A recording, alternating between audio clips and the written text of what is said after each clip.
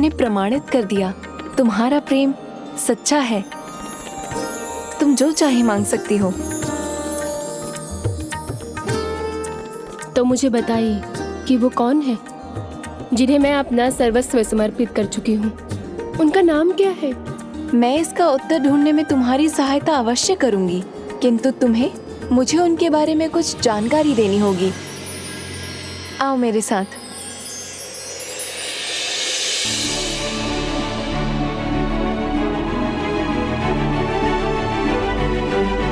तो बताओ, वो दिखने में कैसे हैं?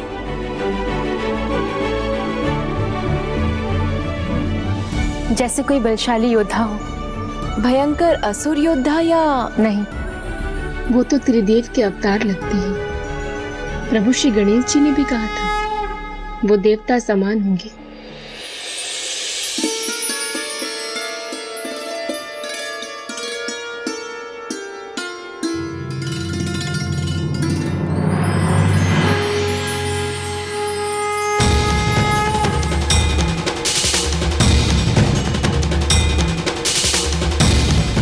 तो फिर क्या वो ऐसे दिखाई देते हैं? वो नारायण तो नहीं थे, ये तो मैं जानती हूँ, किंतु उनके मुख पर मुस्कान बिल्कुल नारायण जैसी ही थी। अर्थात वो नारायण के संबंधी हैं, उनके ही कोई वंशज।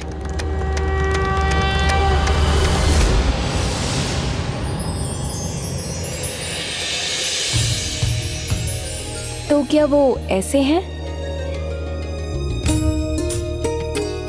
हाँ, वो धनुर्धारी तो है।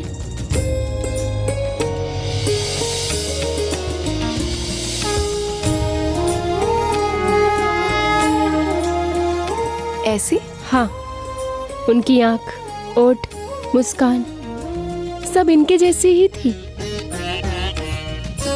और आंखों में शरारत भी बिल्कुल ऐसी। अर्थात ऐसे आकर्षण वाला मुख तो श्री कृष्ण के कुल में ही संभव है।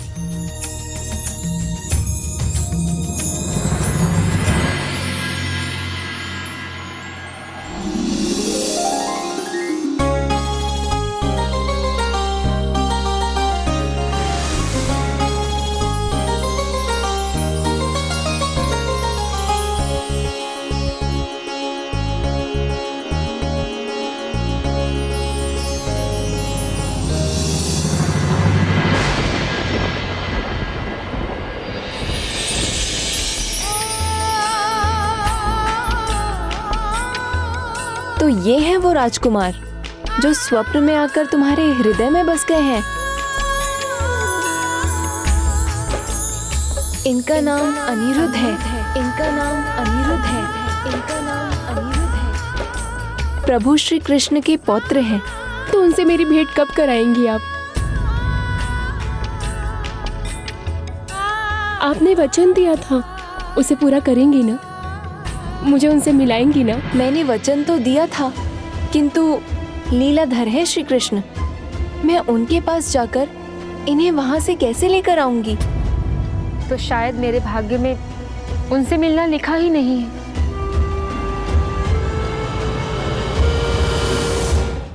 तुम्हारे भाग्य में ना होता तो मैं भला वचन क्यों देती? मैं अपना पूरा प्रयास करूंगी, किंतु उसके लिए मुझे तुम्हारे ही समान श्री विघ्नहर्ता गणेश का आशीर्वाद चाहिए। अब क्या होगा प्रभु? देवी चित्रलेखा ने उचित कहा। जब तक प्रभु श्री कृष्ण का ध्यान अनिरुद्ध पर रहेगा, उन्हें वहां से लाना कठिन होगा। किंतु देवी उषा और अनिरुद्ध की अभी भेंट होना आवश्यक है, अन्यथा नरकासुर के पापों के अंत में और देर होगी।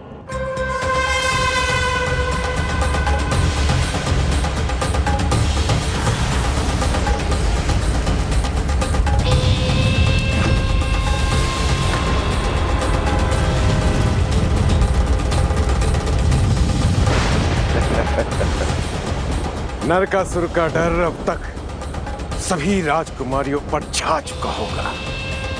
जाओ जाकर देखो।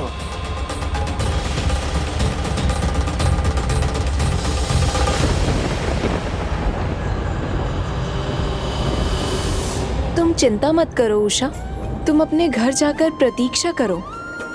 मैं अपनी माया का प्रयोग कर तुम्हारा प्रयोजन सिद्ध करने का पूरा प्रयास करूंगी। आपका बहुत बहुत धन्यवाद। अब मुझे युक्ति का प्रयोग करना होगा जिससे प्रभु श्री कृष्ण का ध्यान अपने पौत्र पर ना रहे।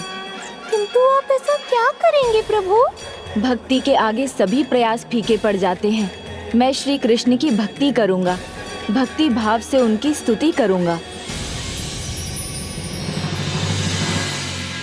ओम कृष्णाय नमः। ओम नमो भगवते वासुदेवाय।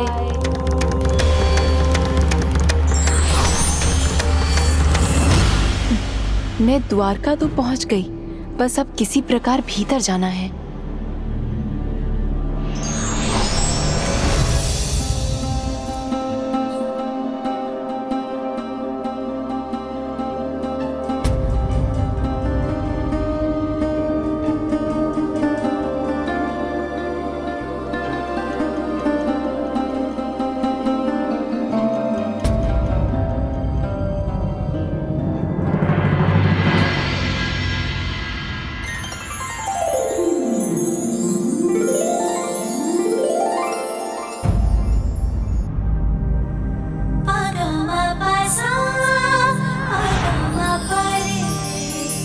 इनका नाम अनिरुद्ध।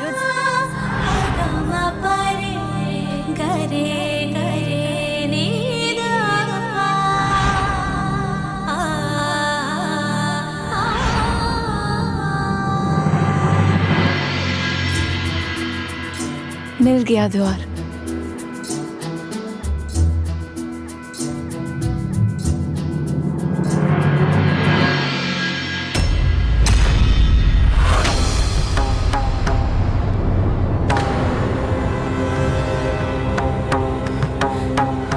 यहाँ तो स्वयं श्री कृष्ण विराजमान है। यहाँ तो स्वयं प्रभु श्री कृष्ण विराजमान है। ऐसे में मैं अनिरुद्ध को लेकर नहीं जा सकती।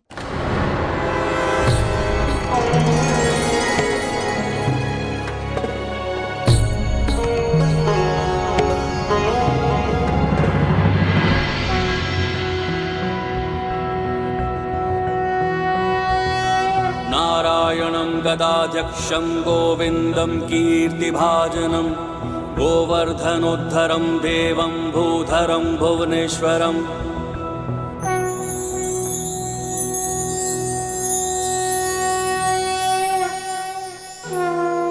प्रभु श्री कृष्ण पर तो मेरी स्तुति का कोई प्रभाव नहीं हो रहा है।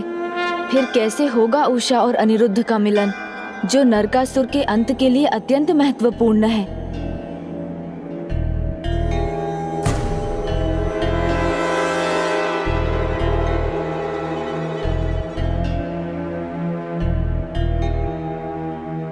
ओम कृष्णाय नमः। ओम नमो भगवते वासुदेवाय।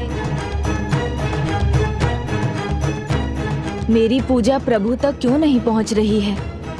गणेश जी इतनी देर से प्रभु श्री कृष्ण की भक्ति कर रहे हैं, किंतु उन्होंने अभी तक दर्शन क्यों नहीं दिए?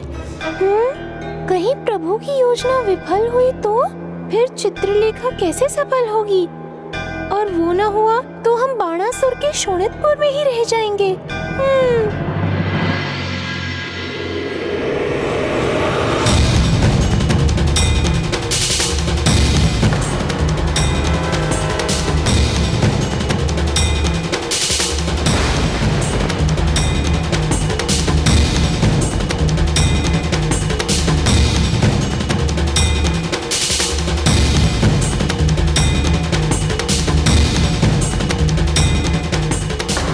प्रभु को मेरे यहाँ होने का आभास हो गया। वो और सतर्क हो गए। हमारे भाग्य तो एक दूसरे से जुड़े हैं। इसका संकेत तो प्रभु श्री गणेश जी ने भी दिया। हे प्रभु गणेश जी, मेरी सहायता कीजिए। मुझे एकनिष्ठ होकर एकाग्रता से प्रभु की भक्ति करनी होगी। तो शीघ्रता कीजिए, इससे पहले कि प्रभु श्री कृष्ण वहाँ चित्रलेखा को देख लें। विघ्नहर्ता श्री गणेश, रक्षा कीजिए, रक्षा कीजिए हे प्रभु गणेश जी। श्री कृष्ण गोविंदाय वासुदेवाय नमः। श्री कृष्ण गोविंदाय